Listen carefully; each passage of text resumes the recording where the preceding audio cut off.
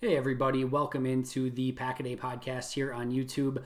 I just finished up my defensive grades for the week, which is just about record time for me. Thankfully, NFL Game Pass came out a little bit early today, even after Sunday Night Football, which was a pleasant surprise.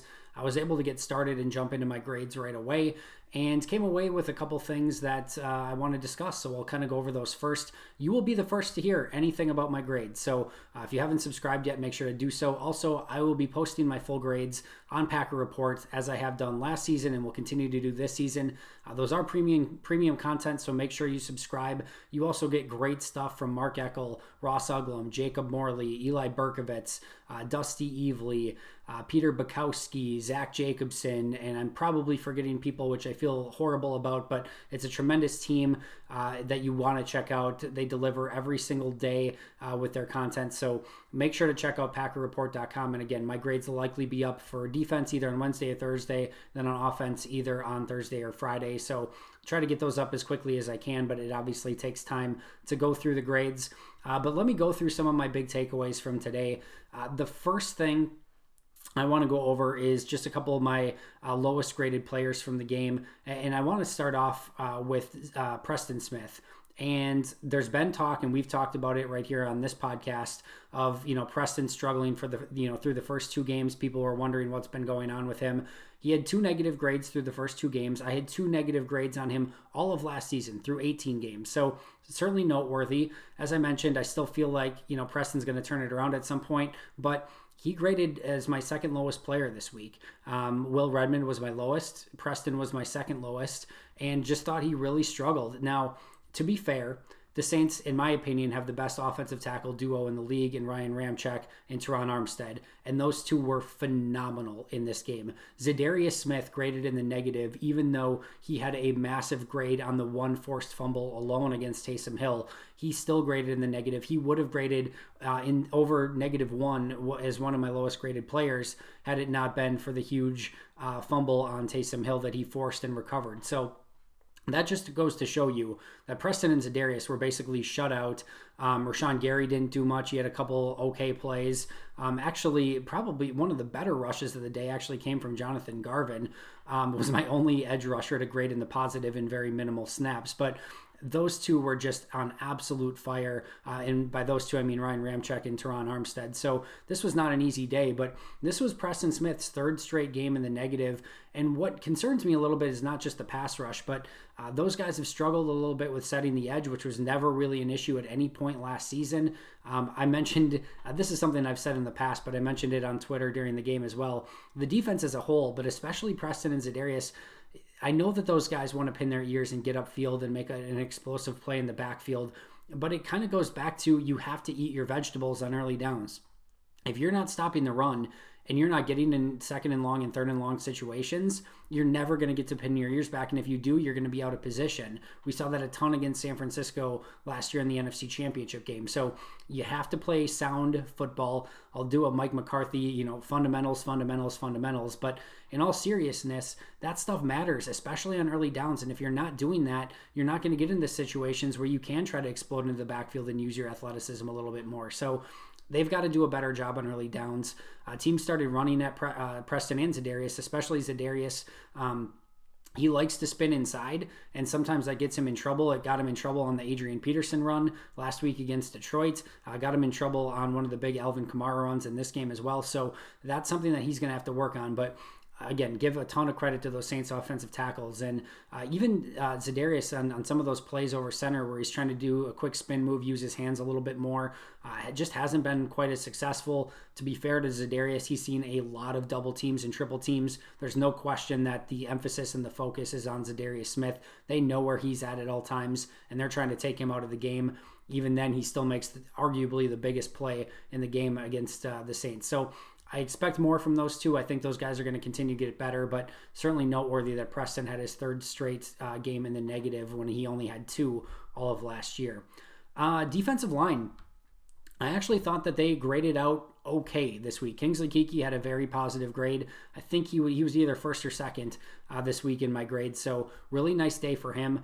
And then everyone else basically had a neutral grade, whether it be Billy Wynn, Montravius Adams, Tyler Lancaster, Dean Lowry. Lowry had a slight negative. The other three were either neutral or slight positive, but all of those are basically neutral grades. I thought they held up better against the interior. Wasn't great. Wasn't even necessarily really good, but I thought they held up okay. And again, more of a neutral performance. If you look at a lot of the exploitation on that defensive line, it was again going at the edges, which is why Preston and Za'Darius ended up with some of the more negative grades from this game. And again, I thought Keke, of course, had the 2 sacks. So the defensive line as a whole actually graded as a positive, which was a really interesting thing to say. Certainly not something that I would have expected, but I thought they actually played a little bit better. And especially in the second half, you go back and watch the second half, they were a little bit more stout against the run. It was the big pass play to Kamara in the second half. Outside of that, they actually held up pretty decent in the run in the second half. Ty Summers actually graded a little bit better than Christian Kirksey. Kirksey had a tough day. Even, of course, the injury is going to sting, but even before that, I think I had him probably like 9-10 negative plays in this game. Nothing super egregious, but just looked a step slow in all facets, whether it be with his reads, whether it be in coverage, whether it be trying to get sideline to sideline. You can tell he's not totally back in football shape yet. Now this injury is certainly not going to help that, but I actually had Ty Summers as a little bit of a higher grade, and Summers would have even had a much higher grade, much higher grade if it weren't for a couple big missed tackles. He would have graded well in the positive. So there were actually some positives there from Ty Summers. He made multiple tackles on Alvin Kamara, actually made a couple athletic plays. You just have to shore up that tackling, and that kind of goes back to preseason from 2019. Showed up a ton of flash plays, but missed a ton of tackles as well. You don't want that inconsistency. You don't want that Jekyll and Hyde. You just want him to make the simple plays. And if he can start doing that, that's a big win. Those were his first snaps ever on defense for the Packers. So you can live with a couple missed tackles in your first ever appearance. If he can get that cleaned up, the rest looked pretty decent, but he's got to clean up the tackling. Couple other stats I want to throw at you. Before I transition to that, make sure to check out, again, my full grades on Packer Report, where every player on every play is listed, and I tally my grades throughout the course of the year, so you can check those out all season long. But a couple other stats I want to throw at you today. I mentioned yesterday, one of the great things about Matt LaFleur is that he went out and really set his mind to being better on third downs. They've been better this season. Well, one way you can be better on third downs, get yourself in more manageable situations. Green Bay has had 30 of their 38 third down conversions be 9 yards or less. So not 3rd and 10, 3rd and 10 plus. Only 8 of the, obviously 38 were 10 or more yards, and they converted on 3 of those 8 even. So they're getting themselves in good down and distances, and in fact 25 of the 38 were 3rd and 6 or less. So you're not, stabbing yourself in the toe or stubbing your own toe and stabbing yourself in the foot. You're actually going out there, getting solid yards. A lot of that has to do with Aaron Jones and Jamal Williams and their ability to run the ball and get positive yards on early downs. But they've done a great job of managing that and make sure that they stay out of 3rd and long situations and scenarios, which again is going to make it that much easier to convert and get those first downs. I also went through and I looked at every single drive and how it ended up.